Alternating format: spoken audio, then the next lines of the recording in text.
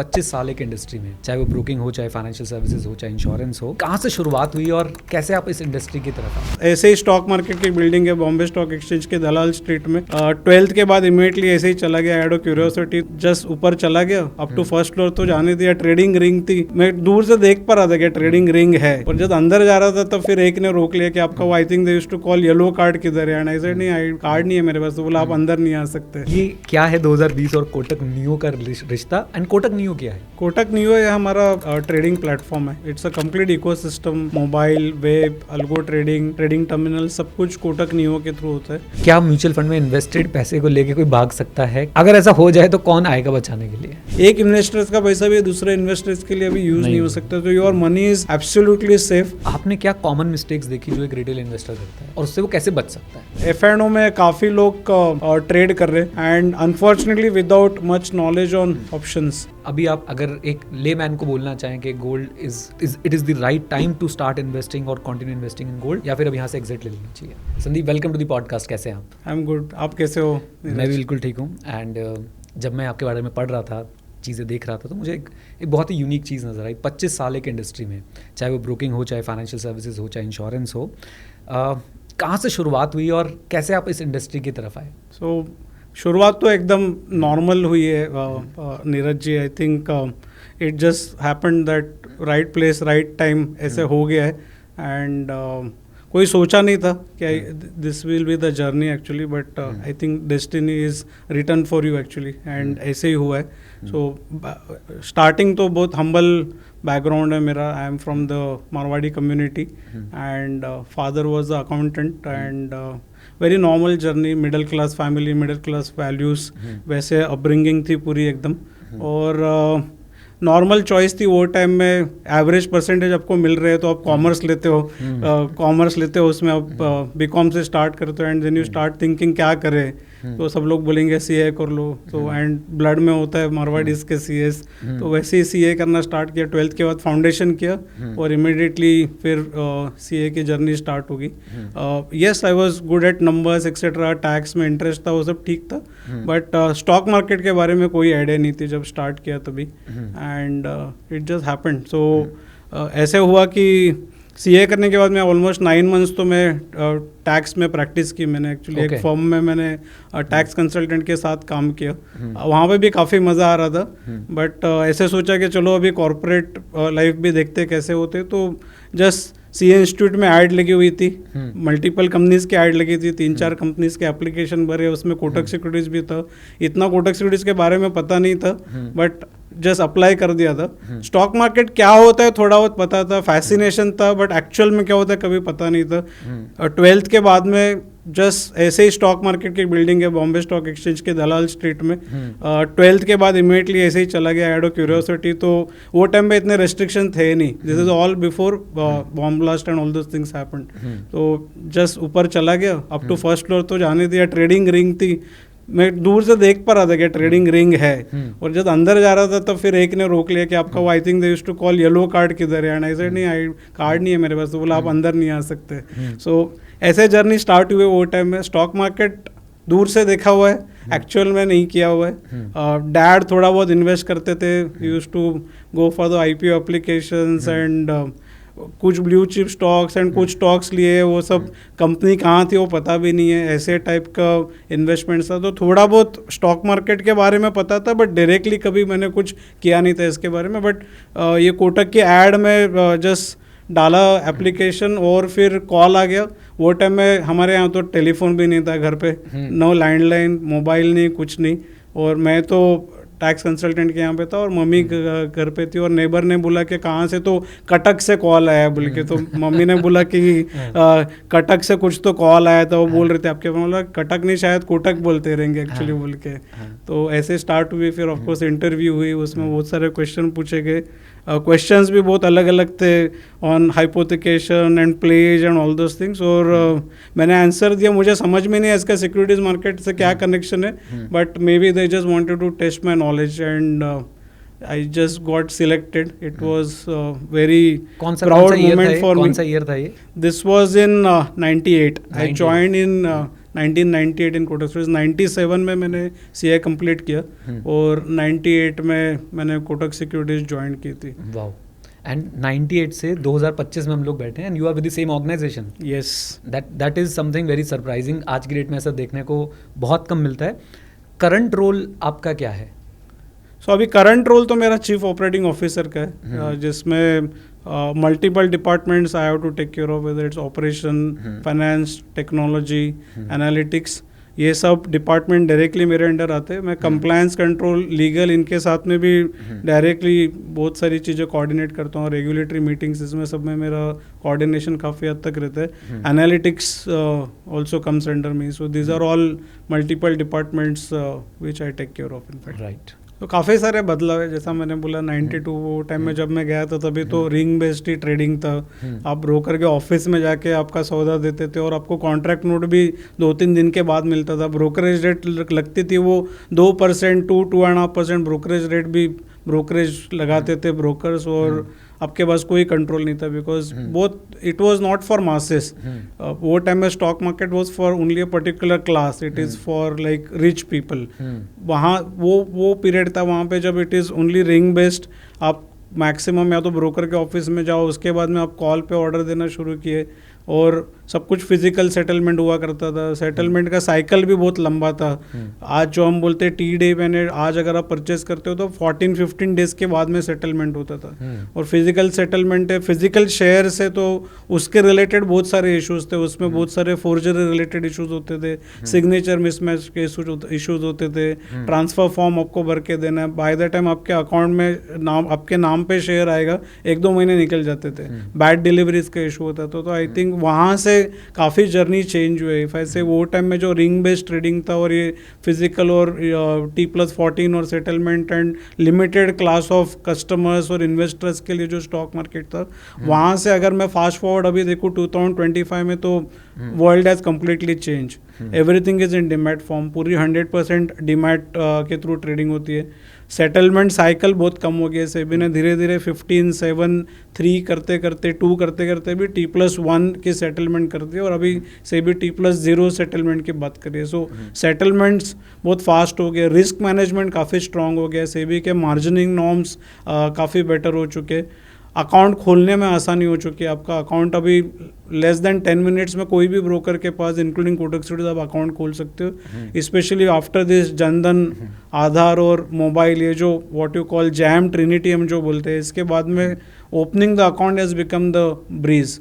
And obviously अभी youngsters का market में इंटरेस्ट भी काफ़ी बढ़ रहा है। हम ये देख रहे हैं कि ऑलमोस्ट जो भी अकाउंट खुलते हैं, वेदर इट्स कोटक सिक्योरिटीज या इंडस्ट्री, ऑलमोस्ट 60-70% अकाउंट यंगस्टर्स के आते हैं। Youngsters I will say less than 30 years of age, वहाँ से अकाउंट मैक्सिमम हमारे Tier 2, Tier 3 जो हमारे टाउन से, पहले तो ये रिस्ट्रिक्टेड थी, बॉम्बे, कैलकाटा, ये सब रीजनल स्टॉक एक्सचेंज हुआ करते थे, मैक्सिमम इन्वेस्टर बेस भी वहाँ से हुआ करता था।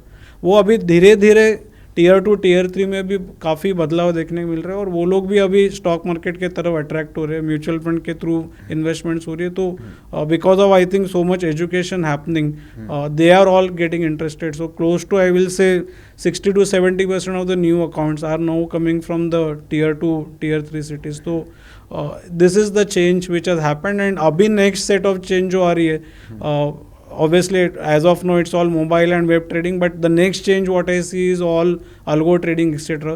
काफ़ी सारे कस्टमर्स है जिसको थोड़ी भी टेक्नोलॉजी समझ में आती है, they want to go with algo based trading, AI based trading, and that I think is the trend which is catching up now. So if I have to tell you, 98 जो period में मैंने join किया था, it was the stock market for what I will call classes. 2025 it has become the market or the product for the masses, and it's a good tool for creating long term wealth. While हम बोलते रहते हैं कि stock market is a gamble etc., but I think if you do it well and if you are there for the long term, it can help you create lot of wealth in fact. Right. मैं बड़ा nostalgic feel कर रहा था। मेरे को याद है जब IPO अप्लाई करना पड़ता था पहले, तो इतने सारे साइन होते थे, एक बड़ा सा वो डॉक्यूमेंट घर लेके आओ, फिर उस पर साइन करते रहो, और कहीं भी रह गया तो फिर ब्रोकर आपको फ़ोन करके बुलाता था, और आजकल मेरे ख्याल से कुछ क्लिक्स में आपका IPO जो है वो अप्लाई हो जाता है। एक बात आपने बोली कि पहले क्लासेस के लिए था, अब मासेस के लिए। कहीं ना इस बात को लेके क्रिटिसिज्म भी बहुत आता है कि अब स्टॉक मार्केट में वेल्थ क्रिएट नहीं होगी, अब तो ये बहुत कॉमन हो गया है। Let us say about mutual funds also के अब तो हर कोई एसआईपी कर रहा है। आप इस चीज़ को कैसे देखते हैं कि क्या एक चीज़ अगर मासेस तक पहुंच जाए, राइट? एक्चुअली में आज आप सोशल मीडिया ओपन करके देखेंगे, पीपल आर सेइंग कि भाई म्यूचुअल फंड तो स्कैम हो चुके हैं, सबको पता है वो तो म्यूचुअल फंड के बारे में, कोई ऐसा है ही नहीं जो म्यूचुअल फंड में इन्वेस्ट ना कर रहा हो, तो कैसे रिटर्न बनेगा क्योंकि अब तो सबको पता चल गया है। What is your take on it? आप कैसे देखते हैं इस बात को कि ये जो बातें चल रही हैं सोशल मीडिया में, आपका क्या टेक है? मेरे हिसाब से आप अगर शॉर्ट टर्म देखोगे तो यू आर राइट, पैसा नहीं बन सकता है। There are phases in the market जहाँ पे आप अगर इन्वेस्ट कर रहे हो वो पीरियड में ऑलरेडी लेट से पीई लेवल अगर 24-25 के चल रहे हो, वो पीरियड में आप इन्वेस्ट कर रहे हो तो आपका पैसा नहीं बनेगा।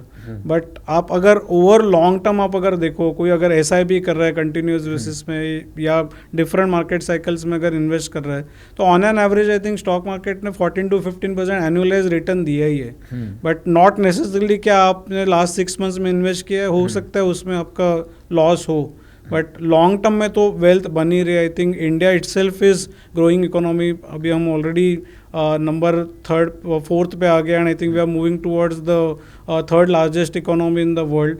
सो lot of opportunities are there, बहुत सारी कंपनीज है, हम अच्छा काम कर रहे हैं एंड जीडीपी हमारी ग्रो हो रही है, तो ऑटोमेटिकली वो जीडीपी का participation is through the companies and वो कंपनीज जब आईपीओ लेके आते हो और उसमें आप इन्वेस्ट करते हो या सेकेंडरी मार्केट में ट्रांजेक्शन कर रहे हो तो you are actually finally contributing to that GDP, wealth building etcetera. So opportunities तो डेफिनेटली आएगी, but I think don't look it from the short term lens, keep a long term view, keep a disciplined view, तो stock market में पैसा जरूर बन सकता है actually. Right, I think मैं आपकी बात से बिल्कुल एग्री कर रहा हूँ। अगर पिछले 1 साल का रिटर्न देखें हम मार्केट में तो शायद नेगेटिव है या 1% 2% के आसपास होगा, बट अगर पिछले 5 साल का डेटा देखें एग्जैक्टली हम आज जहाँ बात कर रहे हैं वो 14% का CAGR जो है वो आराम से मार्केट ने बना के दिया है। Correct, right. पिताजी accountant, humble background, right, and stock market की बेसिक आइडिया कि स्टॉक मार्केट कुछ होता है, और आपने खुद बड़े ऑनेस्टली एडमिट किया कि पापा इन्वेस्ट करते थे लेकिन ऐसे ही करते थे, ज़्यादा टिप्स पे कर दिया है, कोई ऐसा रिसर्च नहीं करते थे। From there to COO, right, एक मुझे लगता है कि एक आम इंसान का एक आम व्यक्ति का जो अभी आपको देख रहे होंगे जो CA एस्पिरेंट्स हैं या जो कॉमर्स पे काम कर रहे हैं या जो फाइनेंस में आना चाहते हैं, उनका ये सपना होता है कि मैं बिल्कुल स्क्रैच से शुरू करूँ और एक कंपनी का मैं COO बनूँ, राइट। क्या क्या रोल्स एंड रिस्पॉन्सिबिलिटीज़ हैं आपके एज अ CEO? मैं थोड़ा डिटेल में जानना चाहता हूँ ताकि लोगों को भी पता चले कि भाई COO जो होते हैं वो क्या काम करते हैं एक्चुअली में। तो बिफोर CEO मैं आपको एक ब्रॉडली मेरी जर्नी बता देता हूँ very shortly and then I will come to the COO role. तो जैसा मैंने बताया 98 में कोटक ज्वाइन किया था, बाय डिफॉल्ट CA हो, अकाउंट्स डिपार्टमेंट में जॉब मिल गई, फिर हेड ऑफ अकाउंट्स बन गए, वहाँ से फिर कंपनी सेक्रेटरी किया था तो कंप्लायंस और सेक्रेटरियल में चले गए and then after that strategy किया because I had done the MBA as well, तो उसके बाद स्ट्रैटेजी और एनालिटिक्स में चले गए। उसके बाद मैं 2020 में कोटक नियो ऐप बनाना शुरू किया, तो प्रोडक्ट और टेक्नोलॉजी पे काम किया। बट ये जो भी काम मैंने जब स्टार्ट किया, जब मुझे वो डिपार्टमेंट दिया गया तभी मेरे को उसके बारे में कोई आइडिया नहीं थी। कोटक एक ऐसी ऑर्गेनाइजेशन है जहाँ पे वो आपकी सिर्फ काबिलियत देखती है और नॉट नेसेसरली कि आप ये कर पाओगे कि नहीं। आई थिंक उनको ज़्यादा कॉन्फिडेंस होता है हमारे ऊपर रादर देन हमको कॉन्फिडेंस होता है कि हमें कर पाए। तो ये जितने भी मैंने ये ओवर द पीरियड जो भी डिपार्टमेंट हैंडल किए, जब मैंने एंट्री की उसके बारे में मुझे कोई आइडिया नहीं थी। Let me be very honest with you, with your audience today, that every role was a new thing for me, but it was a challenge at the same time it was an opportunity। और मुझे काफ़ी सीखने को मिला। Finance में मुझे number crutching सीखने मिली, tax planning सीखने को मिली। जब मैं कंप्लायंस सेक्रेटरी में गया तो मेरे को इंटरप्रिटेशन ऑफ रेगुलेशन और रेगुलेटर्स के साथ आप कैसे डील कर सकते हो वो सब सीखने मिला। जब मैं स्ट्रैटेजी में गया तो ओवरऑल बोर्ड लेवल क्या फोकस होता है, कैसे आप स्ट्रैटेजी फॉर्मुलेट करते हो, डेटा का आप कैसे यूज़ करते हो आपका फाइनल डिसीजन मेकिंग में, वो सब सीखा। और ये 2020 में जब कोटक नियो किया तो ओवरऑल टेक्नोलॉजी और प्रोडक्ट कंपनी कैसे ऑपरेट करती है, न्यू एज डिजिटल फर्म्स कैसे ऑपरेट करती है, उसके बारे में सीखने मिला। So this has been a blend of multiple things, it was not just single department. जैसे काफ़ी लोग काफ़ी सारे जॉब्स चेंज करते बट प्रोबली सेम रोल करते रहते, और मेरे इसमें कंपनी सेम है लेकिन जॉब अलग अलग है। तो that has been my journey in 25 years और काफ़ी कुछ सीखने को मिला इससे। सो I think with this combination and blend of all that company probably gave me the opportunity to move to the chief operating officer role, जो काफ़ी wider role है. Obviously there's a team involved, but as I said मेरे under में multiple functions आते हैं, operation, finance, technology सब कुछ आता है. तो primarily अगर मैं बोलूँ तो मेरे दो रोल है. एक रोल है, so I am more like I would say a captain of the ship जो generally कुछ नहीं करता है, but I have to also make sure that things are fine. Right. So major role is operational control. I have to make sure that things अब properly चल रही हो. Weather when I से ऑपरेशंस तो मेरे अकाउंट्स टाइम पे खुल रहे हैं, सेटलमेंट टाइम पे होना चाहिए, क्लाइंट के अकाउंट में शेयर्स टाइम पे जाना चाहिए. so, ये सब ऑपरेशंस का पार्ट हो गया. रिस्क मैनेजमेंट में मुझे सब देखने का कंपनी की रिस्क सब कंट्रोल में है. सो एंड टेक्नोलॉजी में I have to every day ensure that my platform is up and running, latency low etcetera. So this is more of the operational aspect which the team definitely manages, and I have to get involve only in case of crisis situations etc. So that is what I am supposed to do. And the second role is of innovation and helping team come out with creative solutions, new age solution and innovation, and coming out with new age ideas, whether it's all hyper personalization or AI adoption या data lake पे काम करना है. So one is the stability role and one is the forward looking role of innovation and taking the company forward. So this is a combination of the role which I play as a chief operating officer at Kotak Securities. Wow. बहुत बहुत कुछ आपने मेरे ख्याल से experience किया इस journey में. मेरे पास बहुत सारे क्वेश्चन निकले हैं इसमें से. एक व्यक्ति जब चार्टर्ड अकाउंटेंट बनता है तो उसे लोग एक लेंस से देखने लग जाते हैं, अकाउंट्स. और आपने भी अपनी जर्नी अकाउंट से शुरू की. बट आपने प्रूव किया कि it is not limited to accounting only. Then you went for the secretarial thing and then MBA. आपको ऐसा क्या नीड फील हुई CA के बाद के MBA करना चाहिए, या आपने कहाँ से MBA किया, मैं उसके बारे में जानना चाहूँगा. मैंने ISB से किया, Indian school of business Hyderabad, वहाँ से मैंने MBA किया. दिस इज़ एग्जीक्यूटिव MBA जहाँ पे आपको 18 मंथ्स जाना होता है. लाइक एवरी मंथ एक वीक ISB कैंपस में जाना होता है हैदराबाद में, एंड 2 सेशन हमारे चंडीगढ़ में होते हैं, 2 सेशन US और ब्राज़ील में भी हुए थे. It's a combination of a role. This is meant for executives जिनका मिनिमम 10 to 15 ईयर्स का एक्सपीरियंस है, उनके लिए ये स्पेसिफिक एग्जीक्यूटिव MBA कोर्स है. नीड ऐसे फेल्ड हुई कि अब obviously I was doing well whether it was accounts और compliance etcetera, but I wanted to switch sides. Compliance काफ़ी कर लिया था. I think over the period I got good understanding of how to interpret regulations and working with regulators, policy making, इसमें काफ़ी काम हुआ. But then I thought now let me switch gears. And 11-12 वो period थोड़ा ऐसा period था जहाँ पे there was a lull period and I wanted to do something different. तो वो हिसाब से फिर ISB के लिए एनरोल किया और लकीली वहाँ पे एडमिशन मिल गई. It was along with the job, but एक वीक मुझे वहाँ पे ISB में जाके MBA करना था. 18 मंथ्स था, बट काफ़ी सीखने को मिला from professors, all top class professors, but from the peers as well, because peers भी सब डाइवर्स बैकग्राउंड से थे. Lot of people who are already entrepreneurs, lot of people who are from the technology background and someone who is working abroad etc. So multiple लोगों से multiple चीज़ें सीखने को मिली, और फिर वो knowledge लेके finally I got the role of strategy in Kotak Securities actually. जो शायद नहीं मिलता था अगर मैं नहीं करता था MBA, तो शायद ये स्ट्रैटेजी का रोल मुझे नहीं मिलता था और आगे की मेरी जर्नी शायद और कुछ होती एक्चुअली. Right, great. मैं अपनी हर वीडियो के एंड में बोलता हूँ कि सीखते रहें, क्योंकि सीखना शुरू तो जीतना शुरू. तो वो आपने प्रूव किया कि 97 में you became chartered accountant and 2011-12 में आपने MBA 13-14 इज द 12 में एनरोल किया था. 13-14 वाज द पीरियड जब मैंने ISB किया, और कंपनी ने भी काफ़ी सपोर्ट किया, बिकॉज हर वीक आपको एक week you have to be away from the office, but company did support me during that period. So I am very grateful for that. They actually invested in you, right, because आज आप उनके लिए इतना सारी चीज़ें भी कर रहे हैं. एक क्वेश्चन और है मेरे माइंड में इससे रिलेटेड. CA जब हम वर्ड सुनते हैं, क्योंकि मैंने आपकी जो जर्नी सुनी मैं उसमें बड़ा क्यूरियस हुआ, मैं सब पूछना चाह रहा हूँ आपसे. तो टेक्नोलॉजी तो कहीं नहीं आता है. CA सुनते तो नंबर्स आता है, टैक्सेशन आता है और फाइनेंस आता है, ये सारी चीज़ें माइंड में आती हैं, लेकिन टेक्नोलॉजी कहीं नहीं आती है. और मैं आपको बता सकता हूँ कि बहुत सारे CAs टेक्नोलॉजी में शायद उतने एडवांस नहीं होते हैं, राइट.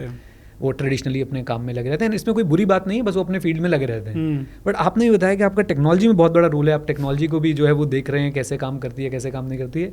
ये चेंज कैसे हुआ, इसके बारे में प्लीज़ बताइए. जैसा मैंने बताया, कोटक न्यू के पहले तो टेक्नोलॉजी zero था. I had no idea what technology actually means. Obviously technology team was working, but मेरा कोई direct connection नहीं था technology के साथ में.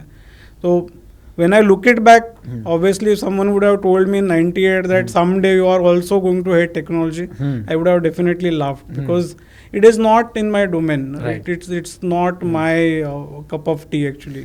But as I said, company believed in me, and ये role मुझे दिया गया 2020 में. हमने एक separate जैसे एक सेपरेट स्टार्टअप यूनिट टाइप बोलते हैं, वैसे एक यूनिट कंपनी में क्रिएट किया. वहाँ पे एक पूरी नई स्क्रैच से टीम बनाई, जहाँ पे पूरी नई टीम हायर की गई. टेक्नोलॉजी, प्रोडक्ट, मार्केटिंग, उनकी सबकी टीम नई फॉर्म की गई. And then we worked with best of the partners like Thoughtworks, और उनके साथ फिर हम लोग ने जर्नी शुरू की. I may not know the coding, and I don't think I need to know about the coding, but I liked overall the way the technology and the product team works. So my job is to just make sure that they are closer to the customers, they understand what customers want, and then usko develop kare.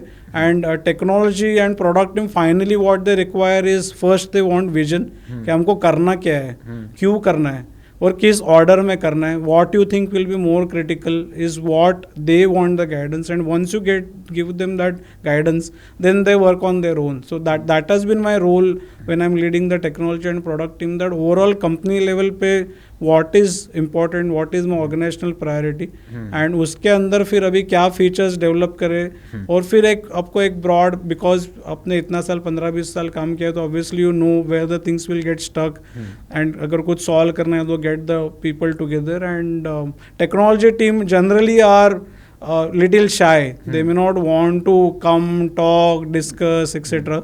They need some support where you act as a bridge between the multiple department and help them sort out their issues. They are also weak in marketing. अगर उन्होंने कुछ काम किया है, वो बता नहीं पाते कि हमने काम किया है. So my role was to also showcase their achievements, to say that बस ये किया है तो अभी लेट शो द अचीवमेंट के ये हमने बनाया है एक्चुअली बोल के.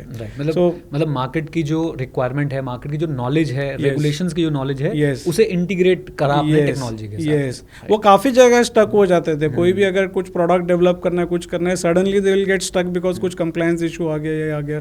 Because of my background etcetera, I think I could help them to resolve those differences which are there between the multiple departments and get it going actually. So that has been my role. And then obviously at a higher level you look at certain matrices to look at both of technology में is your platform stable, latency आपकी कैसे etc. उसको अगर improve करना है तो क्या क्या करें. So they will come and present you the ideas, and being a CA आपको broadly इतना समझ में आ जाता है that was what is he saying, and is it making sense, and if it's making sense you may have to approve the budgets as well, but they want someone who will listen to them, right. And if you think the solution is largely right, then you also approve the budget. So as I said, ये past के मेरे जो भी background है, finance, compliance, I think to some extent helped while working on this entire Kotak Neo project. And yes, while I may not know the coding, but I love working with the entire tech and the product folks actually. तो मुझे बात करके समझ आया कि सिर्फ wealth compound नहीं होती है, करियर भी कंपाउंड होता है. Of course. तो आपने जो भी चीज़ें पास्ट में करी, चाहे वो अकाउंट्स था, कंप्लाइंस था, या फिर आपका MBA रहा, आपका CA का बैकग्राउंड रहा, उस सब ने आपको यहाँ तक पहुँचने में हेल्प करी है. राइट. आपने ऑलमोस्ट हर क्वेश्चन के जवाब में आपने बार बार जिक्र किया कोटक नियो का. हाँ जी. तो और 2020, ये दो चीज़ें कॉमन रही. राइट. ये क्या है 2020 और कोटक नियो का रिश्ता, एंड कोटक नियो क्या है? कोटक नियो ये हमारा ट्रेडिंग प्लेटफॉर्म है. It's a complete ecosystem, mobile, web, algo trading, trading terminal, सब कुछ कोटक नियो के थ्रू होता है. Kotak Neo as I said is just overall trading ecosystem जो हमने डेवलप किया है इन दिस 2020 पीरियड से. हमने कोविड के पीरियड में शुरू किया था. सो उसके पहले हमारे इन हाउस सॉफ्टवेयर था जो IBM से खरीदा हुआ था. IBM से हमने 2001 में उन्होंने हमको सॉफ्टवेयर दिया था, and then IBM exited India, and then the software was given to us to manage, and over the period फिर हम उस पर काम करते गए. बट ऑब्वियसली लीगेसी सॉफ्टवेयर था. IBM ने 2001 के पहले बनाया रहेगा, हमने तो 2001 में उनसे एक्वायर किया था. एंड उसके ऊपर फिर हम बनाते गए. रेगुलेशंस काफ़ी चेंजेस होते गए. नंबर ऑफ इन्वेस्टर्स जो ट्रेड करते हैं ऑन प्लेटफॉर्म वो भी बढ़ते गए. सो आई थिंक हमको काफ़ी दिक्कत आ रही थी प्लेटफॉर्म स्केल करने के लिए actually. So 2017-18 period we realise that अगर हमको आगे लॉन्ग टर्म अगर ग्रोथ करनी है तो we need to work on our trading platforms and we need to have the new age technology, new age way of working. So वो हिसाब से फिर 2019 एंड में हमने काम शुरू किया कोटक नियो के ऊपर. एंड फॉर्चुनेटली अनफॉर्चुनेटली वही टाइम में कोविड जस्ट शुरू हुआ actually. So as I said हमने वो स्टार्टअप टाइप का पूरा टीम बनाना जब शुरू ही किया था. एक 10 लोगों की टीम बनी थी और मार्च 2020 में कोविड शुरू हो गया था. बट वहाँ से जर्नी शुरू हुई और कोटक नियो का ऐप बना है. अभी हमारे एक सिंगल ट्रेडिंग प्लेटफॉर्म है. पहले हमारे फॉर सम पीरियड 2020 से लेके 25 तक अभी हमारे 3 ट्रेडिंग सिस्टम चल रहे थे एक्चुअली. कोटक नियो था, एक ओडिन हमारा एक सॉफ्टवेयर हुआ करता है और इन हाउस लीगेसी सॉफ्टवेयर हुआ करता था ITMS. तो 3 प्लेटफॉर्म चलते थे. हर रेगुलेटरी चेंजेस भी बहुत फास्ट आ रहे थे. आपको जो भी चेंजेस करने हैं आपको मल्टीपल जगह करना है. तो टीम का अटेंशन काफ़ी डिवाइड हो रहा था एक्चुअली ये सब मैनेज करने में. और 2020 के बाद अभी जब से नियो आया है at least it's a single platform. Over the period अभी सब फीचर्स उसमें आ चुके हैं and it's a new age platform. Before 2020 I will say we were still known as a traditional broker. जो हम पहले बोल रहे थे कि कॉल बेस्ड ब्रोकर है, कि कॉल करो तो ट्रेड देगा, एडवाइस देगा, that kind of a thing. And overall market में जो हम डिस्काउंट ब्रोकर बोले और डिजिटल ब्रोकर्स बोले वो काफ़ी तेज़ी से उनकी टेक्नोलॉजी चेंज कर रहे थे. और कोटक कहाँ पे थोड़ा पीछे आ रहा था ऐसा हमको लग रहा था. I think with this Kotak Neo we are if not better we are at least no at par with the digital brokers and we are in our next phase of journey जहाँ पे हम इवन बेटर करने की कोशिश कर रहे हैं. But ये जो ओवरऑल ट्रांजिशन और चेंज था, जो पहला ऑन प्रीमाइसेस सॉफ्टवेयर था तो स्केलेबिलिटी का काफ़ी इशू आता था. बिकॉज ब्रोकिंग में ऐसे होता है कि सडनली आपके कोई दिन कस्टमर्स ज़्यादा ट्रेड करने आएंगे, कोई बजट डे हुआ या कोई इवेंट हुआ, कोई IPO हुआ या कोई वॉर की न्यूज़ आ गई या वीकली एक्सपायरीज होती है, आपकी suddenly what you call concurrency बढ़ जाती है, नंबर ऑफ कस्टमर्स बढ़ जाते हैं, नंबर ऑफ ऑर्डर्स बढ़ जाते हैं.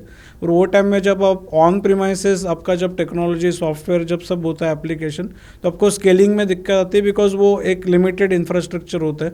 आप अगर ओवर इन्वेस्ट कर दो तो आपको खर्चा करना पड़ रहा है, आप अंडर इन्वेस्ट करें तो आपको स्केलेबिलिटी के इशूज़ आते हैं. विद कोटक नियो हमने कम्प्लीटली पूरा क्लाउड नेटिव कर दिया. तो एवरीथिंग इज़ ऑन क्लाउड और क्लाउड पूरा स्केलेबल है. तो वो ऑटो स्केल और ऑटो डी स्केल हो जाता है depending on the need. So that is one on the scalability side. On the technology we completely came out with the new technology architecture and way of working. So हमने वो 2020 में just Google का Flutter just start हुआ था. It was just completing his beta phase. But हमने वो technology अपनाई जिसके चलते हमको एटलीस्ट फ्रंट एंड में भी मल्टीपल जगह डेवलपमेंट नहीं करनी पड़ती. जैसा आप अगर देखो तो iOS अलग टेक्नोलॉजी, एंड्रॉयड अलग है और वेब आपका अलग है. और आप जब डेवलपमेंट करते हो कुछ भी तो आपको फीचर्स ये तीनों जगह देने, तो आपको 3 अलग अलग जगह कोडिंग करनी पड़ती है. तो हमने जब ये फ्लटर किया, it is similar to React but React doesn't cover web. ये तीनों प्लेटफॉर्म कवर करता है. जहाँ पे आप कोई भी फीचर डेवलप करो तो ऑटोमेटिकली तीनों प्लेटफॉर्म पे एक जगह आ जाता है. तो आपका टाइम टू मार्केट जो होता है वो काफ़ी बेटर हो जाता है. सेकंड, हमने पूरा अजाइल वे ऑफ वर्किंग पे काम किया. इसके पहले हम पूरा वाटरफॉल वे ऑफ डेवलपमेंट पे काम करते थे, जहाँ पे ओवरऑल एक प्रोडक्ट का रोड मैप बनाया जाएगा और फिर कोई एक पूरा उसको प्रोडक्ट का डॉक्यूमेंटेशन लिखेगा और उसके बाद में उसके डेवलपमेंट होगी, फिर टेस्टिंग होगा और फिर लाइव होगा. पूरा प्रोजेक्ट एक साथ बनेगा, एक साथ लाइव होगा. इसमें समय भी बहुत लगता था और अगर कुछ इशू आ गए तो आपको उसको सॉल्व करने में भी टाइम जाता है. फिर आप कस्टमर्स के पास जाते हो तो आपका ये जो फीडबैक लूप है of giving it to the customers and taking their feedback, ये काफ़ी लंबा हो जाता है. तो आपको कुछ भी चेंज करना है तो it becomes difficult. So that is what is called waterfall way of working. जब हमने 2020 में कोटक नियो की शुरुआत की तो हमने फिर अजाइल वे ऑफ वर्किंग हमने शुरू की, जहाँ पे आप स्मॉलर बाइट्स में काम करो, what you call smaller iterations. 15 days का एक आइट्रेशन होता है जिसके अंदर आपके पॉड्स बनते हैं, प्रोडक्ट टेक्नोलॉजी ये सब साथ में आते हैं. दे विल डिसाइड, उसके पहले एक प्रोडक्ट रोड मैप बनती है where we will decide what is important for the customer. Then पूरी प्लानिंग होती है. बट वो प्लानिंग सिर्फ 15 डेज में आप क्या कर सकते हो उसकी बनती है और उसके अंदर फिर टेक्नोलॉजी डेवलप भी करती है और उसके साथ में हमारा ऑटोमेशन टेस्टिंग भी हो जाता है और उसके बाद immediately the feature is ready for go live for the customers. तो उसमें आपको कुछ फीडबैक चाहिए तो आपको कस्टमर से भी फास्ट मिल जाते हैं. So this is what has change. जो मैं बोल रहा हूँ 2020 के पहला before Kotak Neo the way we used to work and the way we work now. Obviously we were little late as I said. All other brokers, the digital brokers, digital world operates like this. So someone will say इसमें क्या बड़ी बात है, but एक traditional legacy organisation को आपको एक existing method of working से आपको नए मेथड पे जाना है. This was big transition. So that is one. Secondly obviously आप अगर नया प्लेटफॉर्म बना रहे हो तो आपकी डिज़ाइन सिस्टम्स भी अलग है, आपका लुक एंड फील भी अलग होगा, आपके features may not be exactly same. तो change management I think is the most important thing I will say, whether it's first internal people or the stakeholders getting aligned कि हमको ये करना है, and then they being aligned to work on this new way of working. So that is one big change management which we had to sail through. And second is the change management from the customers perspective कि एक आप existing एक particular application पे आप काम कर रहे हो जिसको हम कोटक स्टॉक ट्रेडर बोलते थे. People were comfortable with that software but back end technology as I said उसकी स्केलेबल नहीं थी तो उसमें हमको इश्यूज आते थे. But customers were comfortable with that platform. अब उनको जब बोलना है कि आप अभी वो बंद करके आप हमारे कोटक नियो के ऐप पे आ जाओ, I have to show resistance काफ़ी आता है. I have to show them the value. I have to make sure that उनको जो चाहिए वो सब वहाँ पे अवेलेबल हो and slowly पूरा seamless migration. तो so I'm proud that while we took little more time, 2020 to 2022 was our build phase जहाँ पे हमने कोटक नियो में काफ़ी फीचर्स बनाए. पर हमने ये स्ट्रैटेजी की इस्तेमाल की कि जो जो हमारे फीचर्स बनते जा रहे वो जो कस्टमर्स जो यूज़ कर रहे तो उनको शिफ्ट करते गए और फिर जो बड़े फीचर्स लास्ट में बच गए वो जब वो डेवलप हो गए तो हमने पूरा एक माइग्रेशन ख़त्म किया.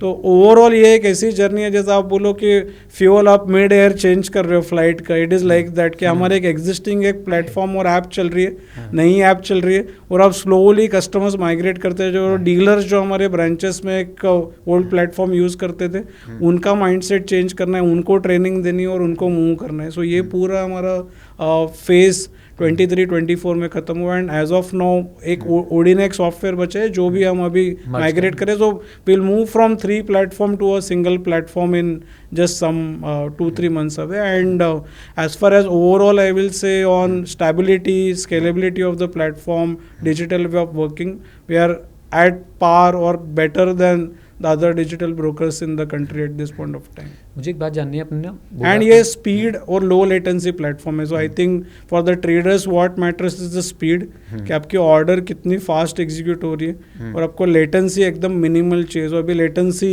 it's not even measured in second, it is measured in millisecond and microsecond. so हमारी tech team पूरा उसके ऊपर काम करती है कि हम client को कैसे best experience दे कि उसकी पूरी journey seamless हो और ऑर्डर एग्जीक्यूशन एकदम सीमलेस हो और फास्ट हो. सो ये सब कोटक नियो के चलते हमारा पॉसिबल हुआ है.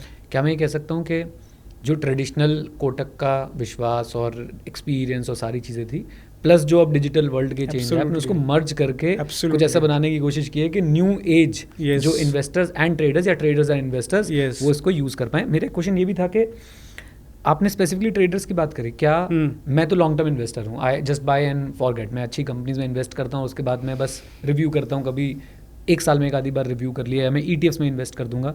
तो क्या मेरे जैसे लोगों के लिए भी ये ऐप सही रहेगा? ऐप सबके लिए है. ऐप वी डोंट डिस्टिंग्विश के इन्वेस्टर्स के लिए ऐप है, ट्रेडर्स के लिए. इनिशियली हमने ऐसा क्वेश्चन पूछे थे to be honest with you क्या किसके लिए हम प्लेटफॉर्म बना रहे हैं. But then finally we realise that we have mixed of customers. हमारे पास इन्वेस्टर्स भी है, हमारे पास ट्रेडर्स भी है, हमारे पास टाइप ऑफ कस्टमर्स जो है सब है. ओल्ड एज कस्टमर्स भी है, न्यू एज कस्टमर्स भी है. सो obviously difficult होता है in single app to serve the need of all the customers, but I think the tech and product team has managed it well. जहाँ पे हम basically different sections बना पा रहे इन्वेस्टर्स के लिए, ट्रेडर्स के लिए, एंड न्यू एज कस्टमर्स के लिए अलग प्रोडक्ट है जो जस्ट नया स्टॉक मार्केट में इन्वेस्ट करना चाहते हैं उनके लिए एक सिंपल प्रोडक्ट से लाइक हमारा स्टॉक केस एंड सिपिट काइंड ऑफ अ प्रोडक्ट है जहाँ पे आप बास्केट ऑफ स्टॉक्स में इन्वेस्ट कर सकते हो या थीम बेस्ड इन्वेस्टिंग कर सकते हो एंड एट वन क्लिक आपका एग्जीक्यूशन कंप्लीट हो सकता है. So that is the product for और IPOs एंड म्यूचुअल फंड, ये सब इन्वेस्टर्स के लिए. ट्रेडर्स की उनकी जो रिक्वायरमेंट्स है वो काफ़ी अलग होती है और ट्रेडर का ट्रेड करने का तरीका भी अलग अलग होता है. कोई ऑप्शन चेन देख के ट्रेड करता है, कोई चार्ट्स देख के ट्रेड करेगा, किसी को ऑटोमेटेड अल्गो स्ट्रेटेजिस्ट चाहिए. So we have to create our platform which caters to the needs of all the age group, all the different classes of investors, but at the same time it has to be seamless and they should not feel that this app is not for them. So हम ऐसा कुछ करते हैं what is called progressive disclosures. तो आपके लिए से order journey है. एक इन्वेस्टर्स को एक सिंपल चाहिए, विल जैसे मेरे को इन्फोसिस आके बाय करना है तो मैं क्वांटिटी डालूंगा, रेट डालूंगा, बाय बटन डालूंगा और मेरी ऑर्डर जानी चाहिए. तो ऑर्डर फॉर्म वैसे ही बना गया है कि आप इतना डाल दो और आपके ऑर्डर चली जाएगी. ट्रेडर आएगा वो बोलेगा नहीं मुझे तो इसके अंदर टारगेट डालना है, मुझे स्टॉप लॉस डालना है, या मेरे को गुड टिल ट्रिगर की ऑर्डर डालनी है, ये ऑर्डर आगे जाके भी एग्जीक्यूट होनी चाहिए. So trader will come with the different set of requirement. तो हम हर तरह के व्यक्ति को कर पा रहे हैं. प्रोग्रेसिव डिस्क्लोजर्स हम बोलते हैं. एंड ऐप आपका जो आपने लास्ट यूज़ किया है उसको रिमेंबर करते हैं, तो नेक्स्ट टाइम वो उसको वहाँ पे डिफ़ॉल्ट बना देता है. तो वो इंटेलिजेंस हमने ऐप के अंदर बिल्ड की हुई है जिससे हर टाइप पे इन्वेस्टर्स एंड ट्रेडर्स आसानी से हमारे ऐप को यूज़ कर सकते हैं. राइट. सबसे ज़्यादा मुझे जो भोले इंसान लगते हैं वो होते हैं रिटेल इन्वेस्टर्स. राइट. कुछ भी सुन लेते हैं, कुछ भी कर देते हैं. मैं आपसे जानना चाहता हूँ, आपके पास जो एक्सपीरियंस है 25 साल का, आपने क्या कॉमन मिस्टेक्स देखी जो एक रिटेल इन्वेस्टर करता है और उससे वो कैसे बच सकता है? दोनों चीज़ें जानना चाहूँगा, मिस्टेक भी और उससे कैसे बचना, मतलब प्रॉब्लम भी और सॉल्यूशन भी. या रिटेल इन्वेस्टर्स जो मैं मेरे फ्रेंड रिलेटिव्स इनको सबको भी देखता हूँ और हमारे क्लाइंट्स के जो कंप्लेंट्स आते हैं वो भी देखता हूँ. एक 4-5 चीज़ कॉमन मुझे दिखाई देती है. एक तो वो सोशल मीडिया काफ़ी यूज़ करते हैं, जो अच्छी बात है, बट सोशल मीडिया में नॉइज़ भी बहुत ज़्यादा होता है. आपको इतने टाइप के सब एडवाइजेस मिलेगी, कोई रिटर्न्स प्रॉमिस करेगा, एंड बहुत बार आई थिंक ये retail investors they get swayed with these claims which are made by the fin influencers on the platform like X और YouTube. इसमें सब में जो स्टॉक रिकमेंडेशन दी जाती है without knowing much about that company, वो उनके बेसिस में इन्वेस्ट कर लेते हैं. Second, they keep asking for tips, और हम तो टिप्स में विश्वास नहीं करते, हम तो फंडामेंटल इन्वेस्टिंग करते हैं. हमारी पूरी रिसर्च की एक आर्म होती है जो पूरी कंपनी की जानकारी लेती है, उसका P&L बैलेंस शीट सब स्टडी करती है, मैनेजमेंट को मिलती है, और फिर एक रिसर्च रिकमेंडेशन देती है जिसमें what they give you is fair value. जो रिटेल इन्वेस्टर देखता है वो सिर्फ ऐप में जाके देखेगा क्या रेट चल रहा है, and then he will say ये रेट पे मुझे खरीदने के नहीं. उसको ये पता ही नहीं कि ये स्टॉक की फेयर वैल्यू क्या होनी चाहिए, और वो टिप्स के बेसिस में उसको इन्वेस्ट कर लेते हैं. So that is the second thing which I have seen. Third, I have seen F&O में काफ़ी लोग ट्रेड कर रहे हैं and unfortunately without much knowledge on options. वो आते हैं बहुत कम कैपिटल के साथ में and they think it is like a lottery ticket, तो वो आके ऑप्शंस बाय कर लेते हैं. अभी ऑप्शंस आप अगर आउट ऑफ द मनी के ऑप्शंस कॉन्ट्रैक्ट अगर बाय करोगे तो ऑब्वियसली वो बहुत कम दाम में आपको मिल जाते हैं, बट आपके chances of making money is very very little. And जो सामने के साइड में सेलर है वो प्रोफेशनल है, वो कोई एक तो FI इन्वेस्ट प्रॉप ट्रेडर है जिनके पास काफ़ी जानकारी है. So most of the time the retail investors go wrong in that. वो स्मॉल अमाउंट खोते रहते हैं. एंड ये सेबी की स्टडी भी बताती है जो बोल रही है कि 91% of the retail customers lose money. उसका यही in options. It's one of the main reason is I think without knowing what they are doing, they are just investing, and it's not even investing, they are just treating it like a lottery ticket कि मैं options खरीद लेता हूँ and 90-95% of the time आपका premium पूरा चला जाएगा, but वो इतने स्मॉल बकेट्स में आपका लीकिंग बकेट टाइप है कि आपको समझ नहीं आता आप पैसा खो रहे हो, बट आप ओवर द पीरियड देखोगे तो you would have lost more money than what you have made money. जैसे आप म्यूचुअल फंड में इन्वेस्ट कर लो, इंडेक्स फंड में इन्वेस्ट कर लो, शायद आप ज़्यादा पैसा बना लो एज कम्पेयर टू इन्वेस्टिंग और trading in this options etcetera या without knowledge. I think options is a great tool. I will not say option is good provided you understand what is it meant for, how it has to be used. अब options को अगर hedge बोल के अगर use करो तो काफ़ी अच्छा tool है. आप अगर ऑप्शंस के बारे में समझ रहे हो, आपको आप मार्केट के डायरेक्शन समझ में आ रही है और उसके बेसिस में आप अगर ऑप्शन सेल कर रहे हो तो वो काफ़ी अच्छी है, but then that requires that proper technical know how. तो ये सब इश्यूज देखे। एक ओवर सेकंड मैंने देखा है कि वो एक पर्टिकुलर स्टॉक्स में, लिमिटेड स्टॉक्स में इन्वेस्ट कर लेते हैं, डाइवर्सिफाई नहीं करते। ट्रेडर्स जो होते हैं वो एक पोजीशन साइजिंग नहीं करते, they will just invest in one just particular positions and may not put a stop loss, and that is what creates the problem. So both investors and traders काफ़ी ये type के I think mistakes करते हैं, जिससे बचा जा सकता है। आई वुड से if you follow the right guidance, right advice, right knowledge. अब स्टॉक मार्केट में ऐसा है कि आप अगर राइट नॉलेज से अगर ट्रेड करो तो आप काफ़ी पैसा बना सकते हो एक्चुअली। तो उसके लिए लेकिन आपको या तो खुद रिसर्च करनी है, या तो प्रॉपर रिसर्च हाउस की रिसर्च पढ़नी है, या तो बेस्ट आप म्यूचुअल फंड में इन्वेस्ट करिए, as you said index fund में इन्वेस्ट करिए,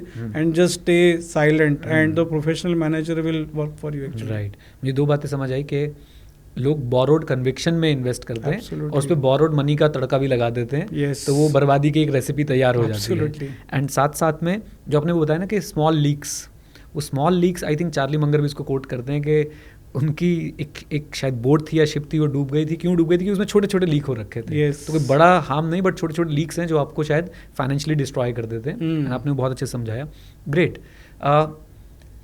आज अगर आप किसी को गाइड करना चाहें, मान लीजिए मैं एक अभी कॉलेज से जस्ट मैं पास हुआ हूँ, राइट, और मैं अपनी इन्वेस्टिंग जर्नी शुरू करना चाहता हूँ, राइट। मैं ऑब्वियसली जैसे आपने बताया मैं यूट्यूब पे गया और वो 36 मुझे रिकमेंडेशन मिल गए स्टॉक्स के, 5 म्यूचुअल फंड के रिकमेंडेशन मिल गए, फिर एक ट्रेडर की वीडियो आ गई कि मैं तुम्हें महीने में 6% रिटर्न दिलाऊंगा, एंड ऑल दैट स्टफ। क्योंकि मैं एज अ यंगस्टर इससे बच नहीं सकता हूँ, मेरे ऊपर तो ये सब बम्बार्ड हो ही रहा है। yes.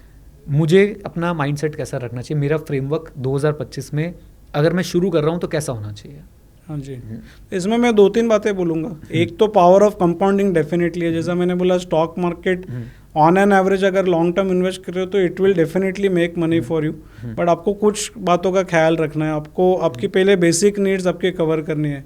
जैसे आपका इमरजेंसी फंड आपके पास होना चाहिए, मिनिमम 6 to 12 मंथ का आपके पास इमरजेंसी फंड एनी टाइम होना चाहिए। सेकेंडली आपकी टर्म इंश्योरेंस, हेल्थ इंश्योरेंस, ये नीड्स आपकी पूरी पहले कवर होनी चाहिए। Take care of your family. उसके बाद आपके पास सरप्लस है, definitely you should invest. SIP I think is a great way to start your investment journey. If you don't know too much of stock market then SIP is the right way to invest. आप 3-4 अच्छे fund houses के इसमें invest कीजिए, long term large cap, mid cap fund या flexi cap fund में invest कीजिए, या multi cap fund में इन्वेस्ट कीजिए। That takes care of your asset allocation, and then over the period I think you can transition from mutual fund into the direct stocks. Direct stocks में भी जैसे मैंने बताया, हो सकता है आप पहले एक सिपिट टाइप कीजिए, स्टॉक केस टाइप कीजिए, जहाँ पे अगेन आप एक पर्टिकुलर सिंगल स्टॉक में इन्वेस्ट नहीं कर रहे हो, आप थोड़ा पोर्टफोलियो को डाइवर्सिफाई कर रहे हो। And then over the period you transition into F&O etcetera. Don't directly dabble into F&O is my advice to all youngsters will be, but and keep learning, keep reading the knowledge material, but as you said, don't go with the borrowed conviction. जितना आप खुद study करोगे, अगर आप कर सकते हो, अगर बैलेंस शीट P&L अगर पढ़ सकते हो, कैश फ्लो स्टेटमेंट अगर पढ़ सकते हो, तो ज़्यादा बेहतर रहेगा। अगर वो नहीं कर सकते हो तो then go with the advice of the expert, but expert people are not able to differentiate. उनके लिए they don't distinguish whether it's a fund manager, research house, advisor, or just normal friend giving the advice. For them everything is same, whereas logically speaking you have to go with the SEBI regulated entity. वो अगर आपको advice दे रही है तो उसने काफ़ी कुछ सोच समझ के फिर फाइनली वो एडवाइस दी है। जरूरी नहीं है वो एडवाइस हर टाइम सही होगी, but at least there will be a rational return.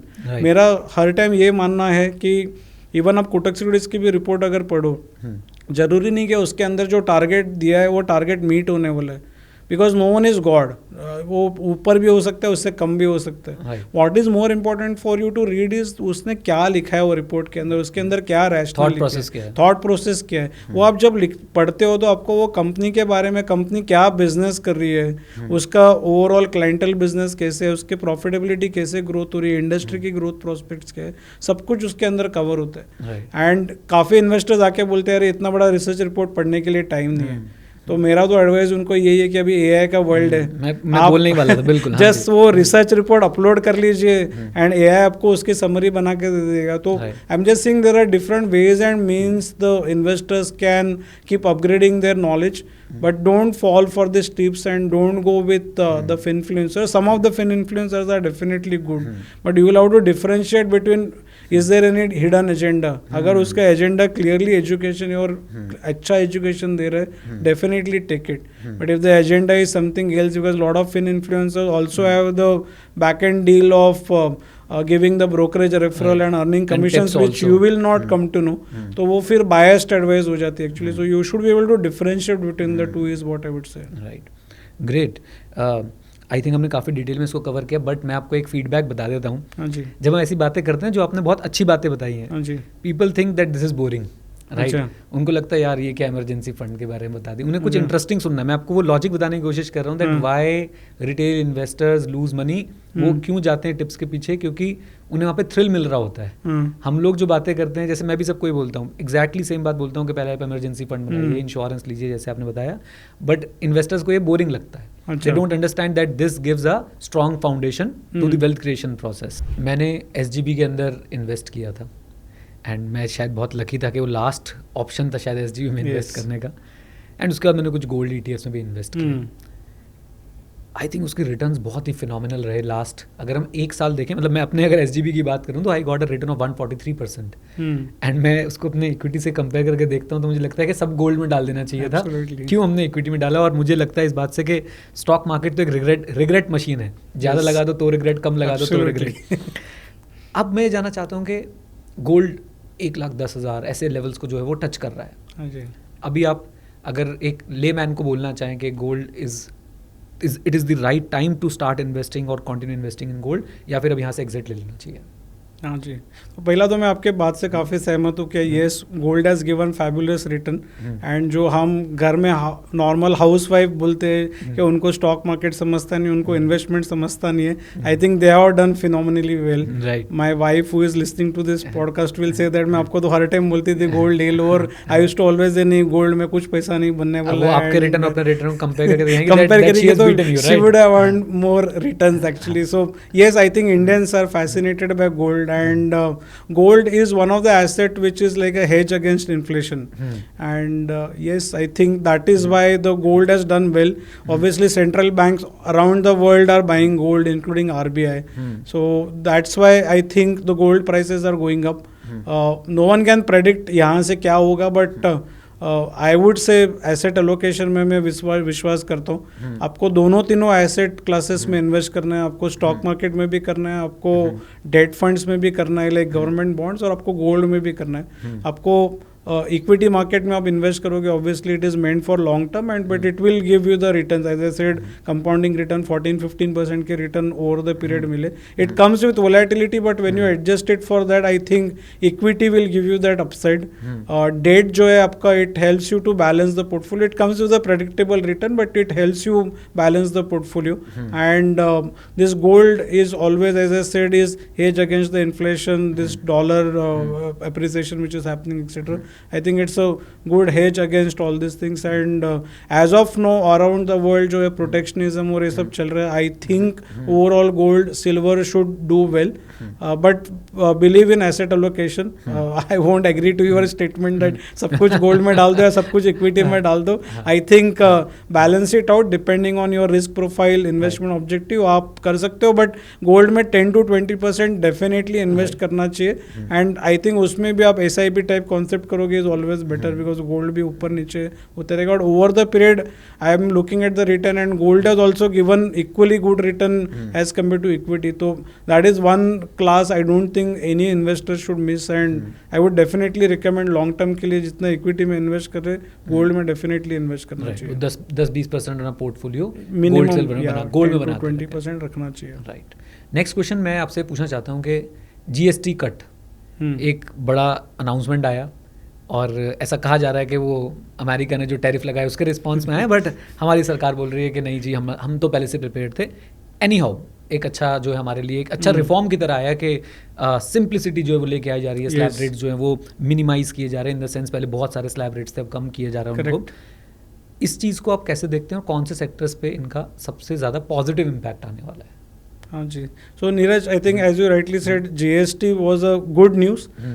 It came as a surprise जब प्राइम मिनिस्टर ने रेड फोर्ट से अनाउंस किया कि हम GST का काफ़ी जल्दी रिफॉर्म्स ला रहे हैं and most probably before Diwali हम GST स्लैब रेट पे काम करेंगे. एंड आई थिंक गवर्नमेंट ने उस पर काफ़ी फास्ट एक्शन लिया. फॉरगेट दिवाली, दशहरे के पहला वो ये लेके आ गए.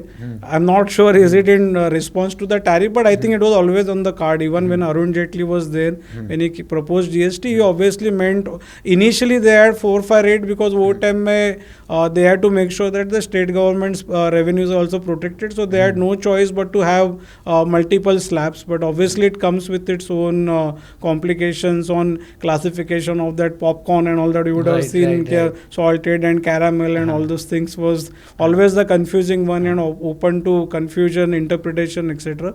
And with this now the rationalization of the rate, if you look at most of the household items are in the lower bucket of 5%. So I think it will definitely help in improving the demand scenario in the country. जो हमारी GDP growth around 6-6.5% पे आके अटक गई है. I think with this GST reforms and जो पहले के जो 2-3 रिफॉर्म्स जो गवर्नमेंट ने किए, एक तो इनकम टैक्स के स्लैब्स बढ़ा के 12.5 लाख तक का उन्होंने एग्जेम्प्ट इनकम कर दिया, और फिर RBI ने जो है रेपो रेट कट और CRR में कट किया. I think there is lot of liquidity in the market. Overall health of the economy is improving. हमारे मैक्रोज काफ़ी कंट्रोल में, इन्फ्लेशन काफ़ी कंट्रोल में, and what was required was some kicker to take economy to the next level. And this GST, I think rationalization with almost 90% plus items now in the 5% GST bucket, जो भी आपके sectors related to the consumer goods, autos, etc., ये जो आपके festive demands related items होते हैं, I think these all companies should definitely do well.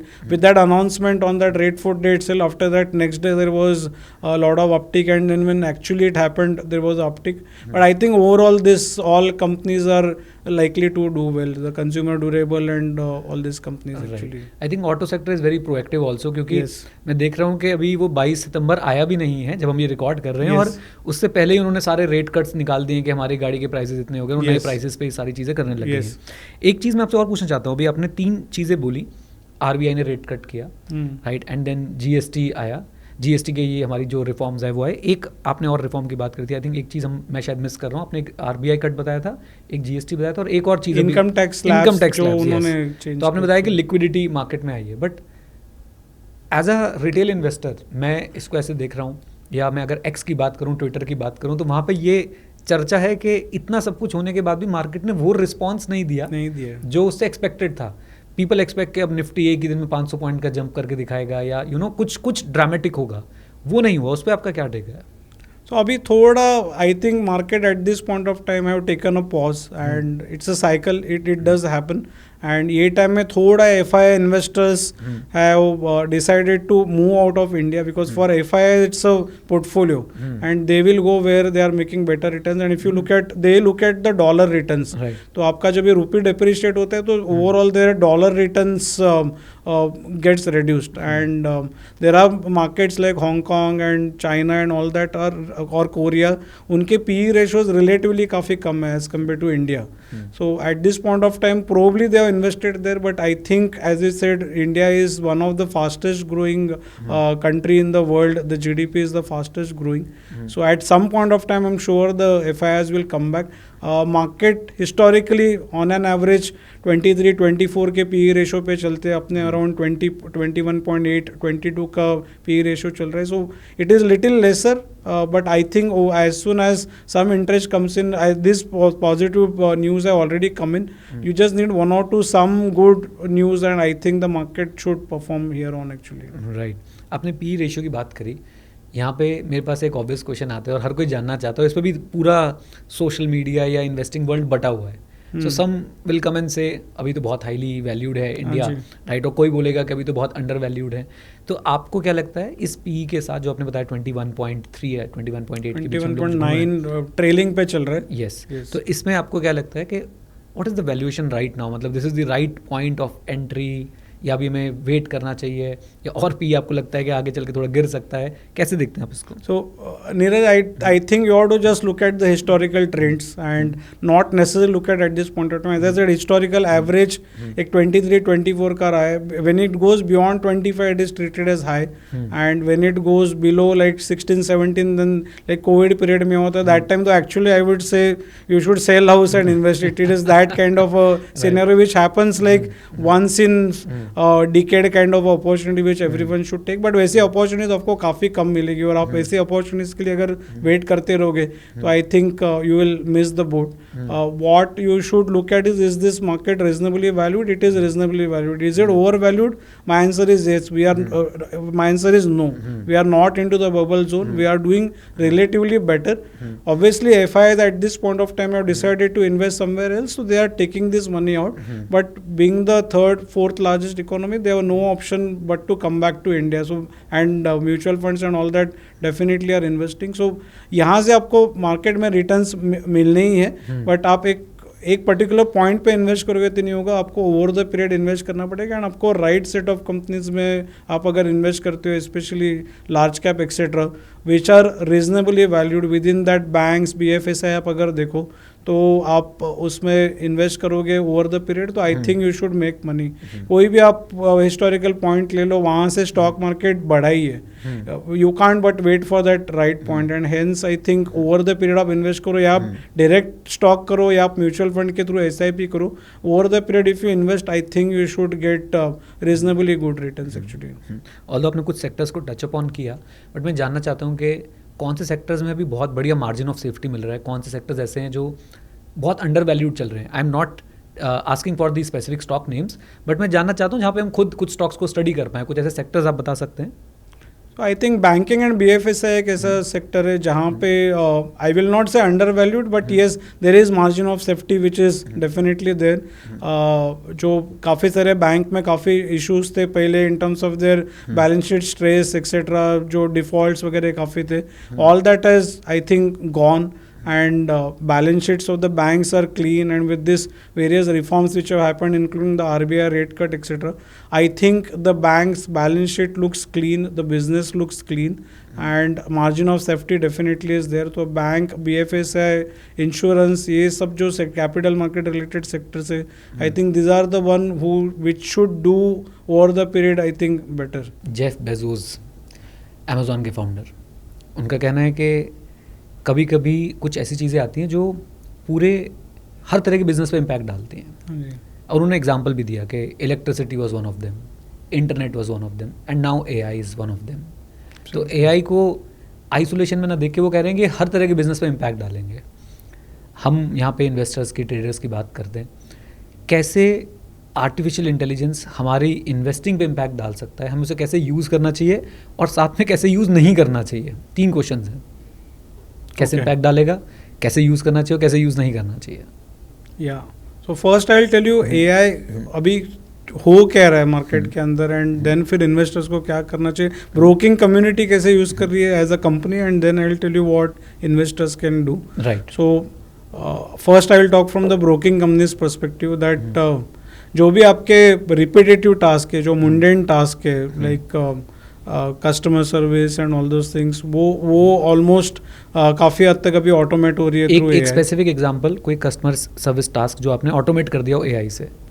अभी जो हम अभी जिसके ऊपर काम कर रहे हो वो ऐसा है कि आप अगर कॉल कर रहे हो तो आपको एक चैटबॉट रहेगा, चैटबॉट ही पूरा आंसर दे देगा एक्चुअली, एंड वो next chatbot is getting converted to the voice bot. Okay. तो it is as if you are talking to the human, but actually it's a voice bot which is talking, and voice bot has all the information about why you are called, about your trading history, trading behavior, etc., and it's able to answer your query. So that is something which we are working on, which will remove all your repetitive leaks which I said. Right. Second is entire operational efficiency के operation department में again बहुत सारी repetitive task होती है. Whatever is rule based repetitive task, what is based on the past data, I think AI is very good on managing those things. So I think we have to take advantage of that, and that is what we are doing at Kotak Securities. We are also working on looking at entire the product roadmap, the product framework. That all will happen through AI, where we may get feedback from multiple sources. एक जगह से नहीं आती है, हमको Twitter से भी आती है, हमको app store, play store, internal customer service, हमारे जब हम सर्वेस करते हैं एनपीएस के, वहाँ से हमको काफ़ी फीडबैक आती है. Now product team finds it very difficult to basically collate all that information, look at what is that customers want, and then prioritize basis that. So that all I think AI can do it very easily. Yes. It can also help you in prototyping. You can now do the very rapid prototyping, where you actually give some commands, instruction, and with low code, no code, actually you can do the prototyping. You can also create some dummy investors, and it will even look at whether what you have created is fine. So these all things I think are definitely happening in the AI world, which I said is on repetitive mundane task and this product related things, operational efficiencies. This definitely AI will help. What AI is not able to do, at least at this point of time, and that I find it fortunate that I don't think it's good at strategizing at this point of time, because it's all based on the historical past data. It can't predict the future, Right. or it can't say that this will work kind of a thing. So anything which is forward looking, I think that still human mind can do. Anything which is creativity part, I think is still left to the human being, fortunately at this point of time, that anything which is creative in nature, that at this point of time is not in the domain of AI. And emotional intelligence, or the empathy fact, what you call, AI has not reached that stage. Maybe at some point of time even AI will do that as well, but at least these areas AI not touched. But everything else, I think there is no choice for any company, including Kotak Securities, but to adopt this technology. But it frees you. As I said, anything which is repetitive, rule based kind of a thing, there is no point in you or your team spending time and energy on those things. AI will free up that space for you, and use that for what I said, what AI can't do, which is more of understanding the customer behavior, why customer has done this, go and meet customers, understand their journeys and understand their pain points, and then develop the products, etc. This part you will be able to do well, because that AI is not able to do. So it becomes like a mix and match kind of a thing. Overall, otherwise also I'm saying human in loop is definitely required. So even on the areas where we have put AI, let's say हमने एक दो अभी tool बनाए which can actually give you advice on your portfolio. So in whatever is your portfolio in Kotak Securities, through the help of AI, you can actually analyze your entire portfolio, and it can give the recommendations, etc. But we have deliberately kept the human in loop. So while the output comes from AI, we still want to personalize, and then finally make sure that we are able to give the right set of advice for the customers. Right. But as we go along, I think AI will change the world. And what you see like Netflix, that is what will happen in broking. That Netflix आप अगर जाते हो तो आपको एक personalized recommendation देता है, आपको अलग movies दिखाएगा, मुझे अलग दिखाएगा, because it understand my taste, my preference, and basis that मुझे वो recommendation दी जाती है, and it knows what you are going to like, and it's recommending you, saying that why don't you watch this. So it probably knows you more than what you know about yourself or your wife knows. It is reaching to that extent, and I think the same thing over the period will happen in broking, where the apps will get personalized to each customer level, which I said initially हम investor trader से बोल रहे हैं, but with the help of AI, actually based on your trading pattern, it can understand your risk profile, investment objective, etc., and then can customize personalize the entire app experience for you. So I think that is where we are moving. The other part from the investor perspective, which you asked on entire which I said earlier, this cutting noise and enhancing knowledge, etc. But if it is too much of documentation, अगर आप business में और service में busy हो, you may not get time.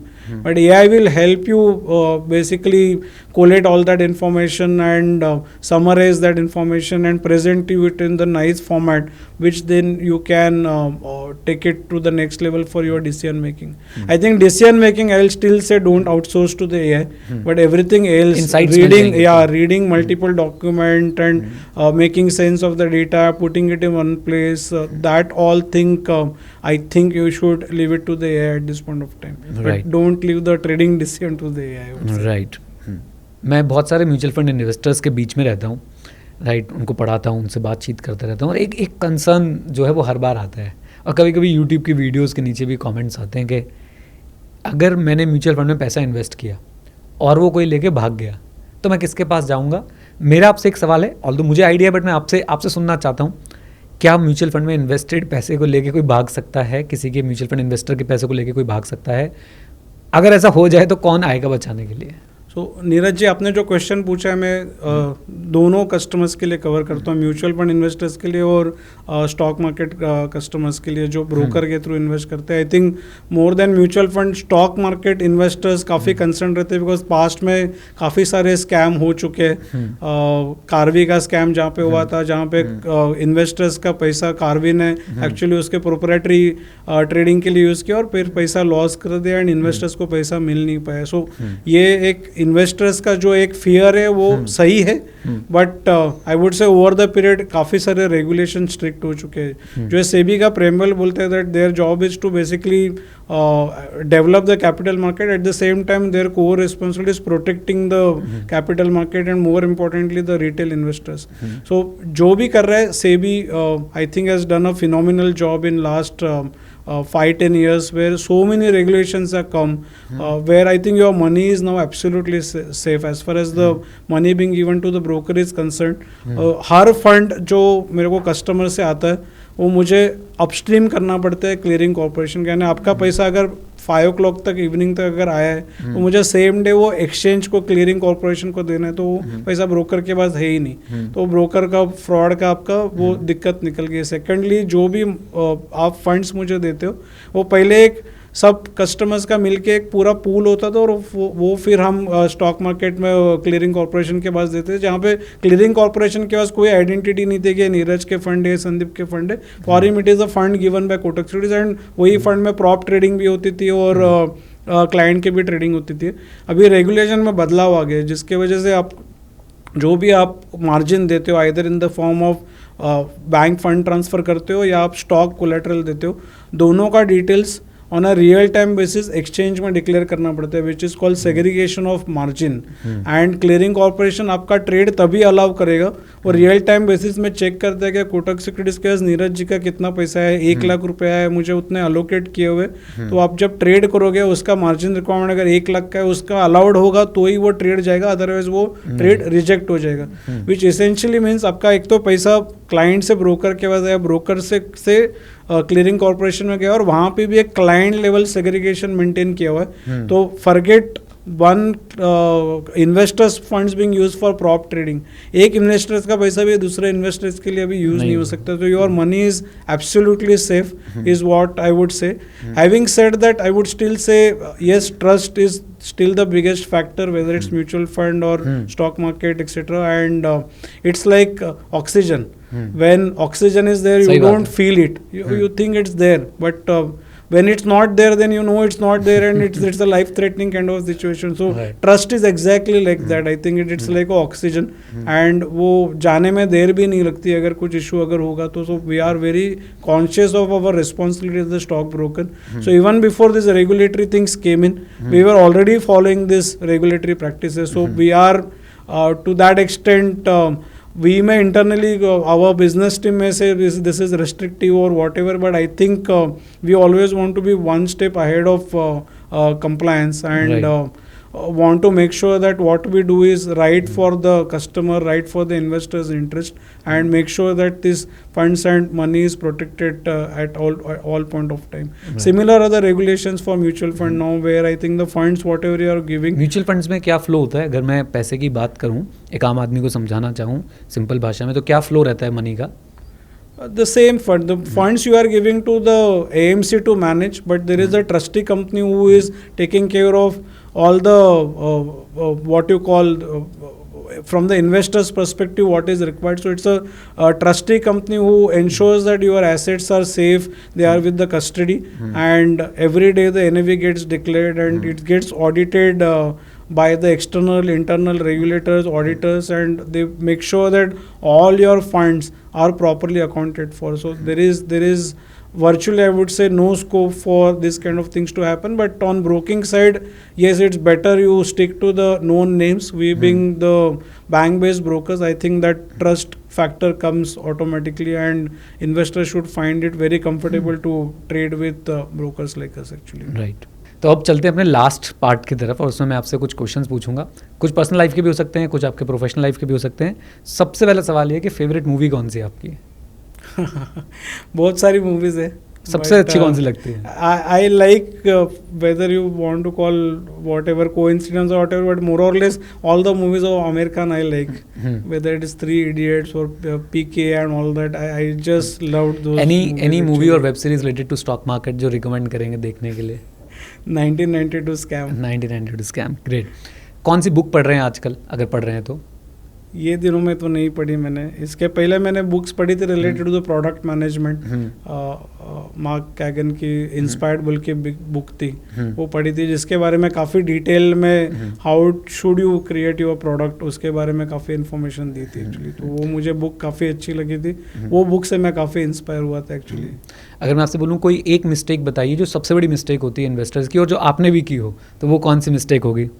Yes, mistakes तो सब करते हैं और मैंने भी की है. शुरुआत के दिनों में ऑफ कोर्स मैंने भी टिप्स बेस्ड इन्वेस्टिंग काफ़ी की है. स्पेशली ये केतन पारेख के स्कैम के पहले बहुत सारे इन्वेस्टमेंट, स्पेशली DSQ सॉफ्टवेयर में जो मैंने इन्वेस्टमेंट किया था, वो फ्रेंड्स के बोलने के बेसिस में ले लिया था. And obviously after that we know क्या हुआ था केतन पारेख के स्कैम के बाद में, एंड काफ़ी लॉस में मुझे वो स्टॉक बेचना पड़ा. तो उसके बाद में फिर मुझे समझ में आया that don't go with the borrowed conviction. अपना खुद का कन्विक्शन होना चाहिए, खुद की थोड़ी स्टडी होनी चाहिए, and you should fundamentally believe in that stock. वो आप अगर इन्वेस्ट करते हो तो you will make money in the long term. But I learn out of that lessons actually. आप अगर स्टॉक ब्रोकिंग इंडस्ट्री में ना होते तो कहाँ होते, आपको क्या लगता है? Difficult question. I don't know. I think stock market and Kotak Securities has been the only job for me. But शायद I could have been either in teaching profession, या तो फिर मैं टेक्नोलॉजी में I think कहाँ पे होता, because while I have not done anything related to technology, I think this technology and AI world fascinates me. Right now I am overall looking at the team, but I am not directly doing it. But I think I get fascinated a lot. But अगर मैं commerce नहीं करता तो शायद technology की तरफ जाता actually, and कोई कंप्यूटर इंजीनियर होता आज एक्चुअली. आपकी सबसे इम्पॉर्टेंट सजेशन क्या होगी ऐसे व्यक्ति को जो भी मार्केट में आ रहा है इन्वेस्ट या ट्रेड करने के लिए? कोई एक सबसे important suggestion. I would say go for the right knowledge, right tool. That is what is important. Don't invest on the basis of tips.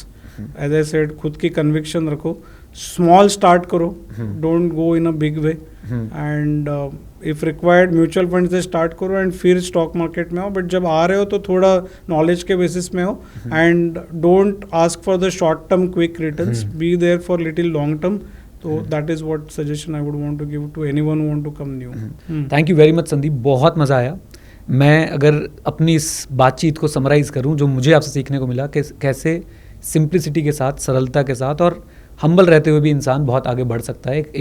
एक नॉर्मल बैकग्राउंड से आने के बाद भी मेहनत की जाए तो बहुत कुछ चीज़ें अचीव की जा सकती हैं, और आपने वो प्रूव करके दिखाया. Thank you so much. Thank you Neeraj, thanks for having me on the show. It's my pleasure.